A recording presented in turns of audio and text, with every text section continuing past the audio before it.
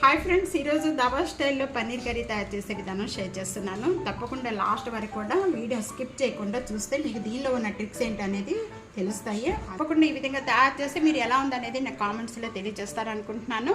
ఇది చపాతీ, రోటీ, పుల్కా, నాన్లోకి చాలా టేస్ట్గా ఉంటుంది. చూడండి, తప్పకుండా ట్రై చేయండి. సబ్స్క్రైబ్ చేయడం అస్సలు మర్చిపోతే ప్రక్కనే ఉన్న బెల్ ఐకాన్ని ప్రెస్ చేయండి. ఫ్యామిలీతో, ఫ్రెండ్స్తో షేర్ చేస్తుండండి వీడియో. హలో అందరికీ నమస్కారం, నా పేరు Anupama. Welcome to Anu's kitchen. ఈరోజు డాబా స్టైల్లో పన్నీర్ కర్రీ తయారు చేసే విధానం చూద్దామండి. మనకు ఇంట్లోనే తయారు చేసుకుంటే ఆ టేస్ట్ ఎలా వస్తుంది అనేది మీకు ట్రిక్స్ చూపిస్తాను. లాస్ట్ వరకు కూడా స్కిప్ చేయకుండా మీకు చూస్తే ట్రిక్స్ అనేది. డాబా స్టైల్లో పన్నీర్ కర్రీ తయారు చేసుకోవడానికి ముందుగా ఇక్కడ నేను 1/2 కిలో పన్నీర్ తీసుకున్నానండి. ఈ పన్నీర్ అనేది మీడియం సైజ్ పీసెస్ అనేది కట్ చేసేసుకుందాము. మీకు ఏ సైజు కావాలంటే ఆ సైజు కట్ చేసుకోవచ్చండి. ఈ విధంగా అన్ని పీసెస్ కూడా కట్ చేసేసుకోవాలి. 1/2 కిలో పన్నీర్ తేగానే ఒకసారి బాగా క్లీన్ చేసుకోవాలండి సాల్ట్ వాటర్తో. ఇక్కడ నేను 3 టేబుల్ స్పూన్ ఆయిల్ వేస్తున్నాను. ఆయిల్ బాగా కాయిపోయిన వెంటనే కూడా ఇక్కడ 1/2 table spoon salt, 1/2 table spoon red chilli powder, 1/2 table spoon పసుపు, ఈ 3 కూడా ఈ ఆయిల్ యాడ్ చేసేస్తున్నానండి. మొత్తం కూడా బాగా కలిపేసుకోవాలి. ఈ ఆయిల్ యాడ్ చేసిన వెంటనే ఈ విధంగా మనం కట్ చేసుకున్న పన్నీర్ పీసెస్ అన్నీ కూడా 1 by 1 ఈ ఆయిల్లో వేసేసుకొని వేయించేసుకోవాలి. వేయంగానే కూడా వీటిని కలపకండి. ఆయిల్లో వేయించుకోవడం వల్ల మనకి పీసెస్ అనేది మెత్తపడకుండా చాలా గట్టిగా ఉంటాయండి. పన్నీర్ పీసెస్ చాలా టేస్ట్గా ఉంటాయి ఈ విధంగా వేయించుకోవడం వల్ల.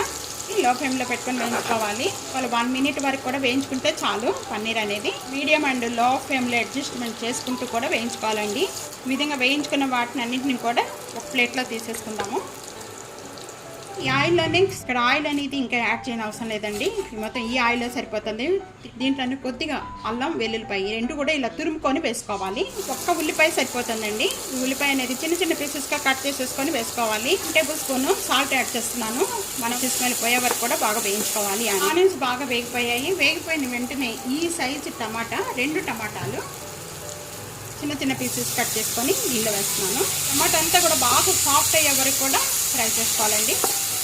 ఇక్కడ 4 మిర్చి అనేది ఇలాగ సన్నగా కట్ చేసేసుకొని వేసుకోవాలి. టమాటా బాగా సాఫ్ట్గా అయిపోయింది. సాఫ్ట్గా అయిపోయిన వెంటనే ఇక్కడ నేను 2 table spoon red chilli powder add చేస్తున్నానండి. 1 టేబుల్ స్పూన్ ధనియా పౌడర్ యాడ్ చేసుకోవాలి. 1 table spoon chicken masala powder add చేస్తా. కస్తూరి మెంతి కొద్దిగా ఇట్లా మ్యాష్ చేసుకొని వేసుకోండి.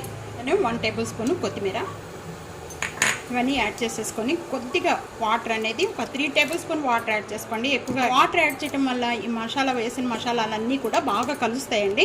ఇవి అంతా కూడా బాగా మగ్గిపోవాలి. ఈ విధంగా మసాలా అంతా కూడా బాగా కలిసిన వెంటనే కూడా ముందుగా మనం వేయించుకున్న ఈ పన్నీర్ పీసెస్ అన్నీ కూడా దీంట్లో యాడ్ చేసుకోవాలి. ఈ మసాలా అంతా కూడా పన్నీర్కి బాగా పట్టించాలి. ఫస్ట్ ఇదంతా కూడా బాగా పట్టించిన తర్వాత వాటర్ యాడ్ చేసుకోవాలండి. 1.5 గ్లాస్ వాటర్ యాడ్ చేస్తున్నాను. ముక్కలు మునిగే వరకు వాటర్ యాడ్ చేసేసుకోండి. వాటర్ యాడ్ చేసుకున్న వెంటనే కూడా హై ఫ్లేమ్లో పెట్టేసుకొని గ్రేవీ అంతా కూడా బాగా చిక్కపడిపోయి ఆయిల్ అనేది పైన తేలుతూ ఉండాలి. అప్పుడు వరకు కూడా ఈ కర్రీ అనేది మగ్గించేసుకోవాలండి. మూత పెట్టేసుకుందాం. తప్పకుండా ఈ విధంగా తయారు చేసి మీరు ఎలా ఉందనేది నాకు కామెంట్స్లో తెలియజేస్తారు. తప్పకుండా ట్రై చేయండి.